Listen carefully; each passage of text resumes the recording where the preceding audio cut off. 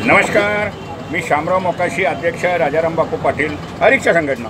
आणि आता जो 3-4 दिवस विरारच्या आरटीओमध्ये जो काय अघोषित संप होता की काय आरटीओच्या गुरु लोकांनी जे आरटीओच्या बाहेर काम करतात, तो आज अगदी आरटीओवाल्यांनी नमतं घेऊन अगदी नमतं घेतलं त्यांनी। असं काही नाही, शासनाचे अधिकारी भ्रष्टच असतात, कारण 3-4 दिवस त्यांना लाच मिळत नव्हती, काहीसुद्धा नव्हते आणि फुकट ते घरी जायचे। आणि जे गुरु लोकांनी मात्र ह्यांचं बी नुकसान व्हायला लागलं। मग त्यांनी आज सामोपचार केला आणि की मग त्याने आपलं सांगितलं सोमवारपासून बाबा पहिलं होतं तसं काम करायचं, म्हणजे ह्यांच्या जी ठरलेले असतात, ह्यांचे पैसे ठरलेले असतात, ह्यांची लाच ठरलेली असतात, कारण हे मोठं दुखणं आहे।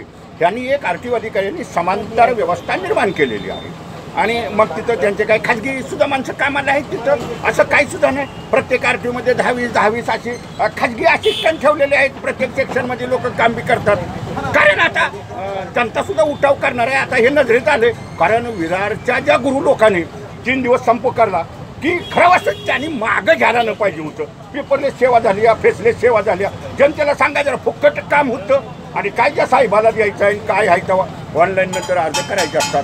परंतु आरटीओ अधिकाऱ्यांनी हे नमतं घेतलेलं आहे आणि आज सगळीकडे त्यांची फोन झालेली आहेत गुरु लोकांची। मिटलं आमच्या सगळ्या मागण्या मान्य झाल्या।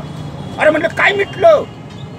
ते म्हणजे पहिलं होतं तसंच काम करायचं, म्हणजे हे भ्रष्टाचारी शासनाचे अधिकारी आहेत। आरटीओमध्ये पैशाचा पाऊस पडतो आणि लाच खाण्याचं काम हे शासनाचे अधिकारी करत असतात। हा शासनाचा संपच नव्हता, कारण 3-4 दिवस पालघर जिल्ह्यातील जनतेला वेठीच धरलेलं होतं, कारण हे लोक कामच करायचे नाहीत।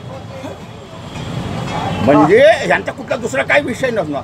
विषय काय, ते आरटीओ अधिकारी जरा कुठले बी नवीन अधिकारी आले की त्याला अंदाज मिळेपर्यंत लाच कशी घेतली जाते, किती घेतली जाते, काय आपल्याला इथं जादा निघेल का। आणि आता बदल्याचा हंगाम असल्यामुळं अनेक ठिकाणचे अधिकारी बदली झालेले आहेत, त्याच्यामुळं त्यांचंसुद्धा हे नाटक असतं आरटीओवाल्यांचं की 2 पैसे काय जरा जास्ती झे मिळते का, त्यांना बी जरा अंदाज लागतो, म्हणून त्यांचं बी 10-12 दिवसाचं नाटक हे झाले। आणि त्या खरं वास्तविक विरारच्या गुरु लोकांनी केलं तर चांगलं झालं की जनतेला तरी कळालं की ह्यांच्याविषयी सुद्धा आता ह्यांचीच लोक आवाज उठवतात पैशावरून आणि ह्यांना लाच दिली जाते, हे मात्र तितकंच खरं आहे।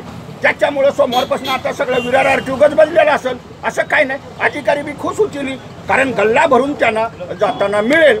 ते पैसे खाल्ल्याशिवाय काही कामच करत नाहीत, कुणाचं काही करत नाहीत। उद्या या, परवा या, ठेरवा या, हे चाललेला असता कार्यक्रम।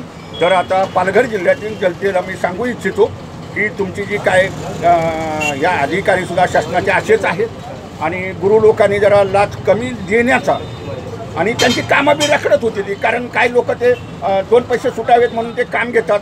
अधिकाऱ्याला पैसे दिले तरी अधिकारी 15-15 दिवस 20-20 दिवस काम करायचं नाही, आणि त्या गुरु लोकांना ती लोक फोन करायची ती सारखी, त्याच्यामुळे ते बी परेशान झालेले होते। पण भ्रष्टाचार होतो हे मात्र त्याच्यावरनं सिद्ध झालेलं आहे। तर आता सोमवारपासून पालघरचा आरटीओ, विरारचा आरटीओ हे गजबजलेलं असेल।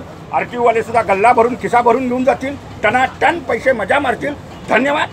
मूतवाले मोकाशी यूट्यूब पहा, लाईक करा, शेअर करा, सबस्क्राईब करा। धन्यवाद।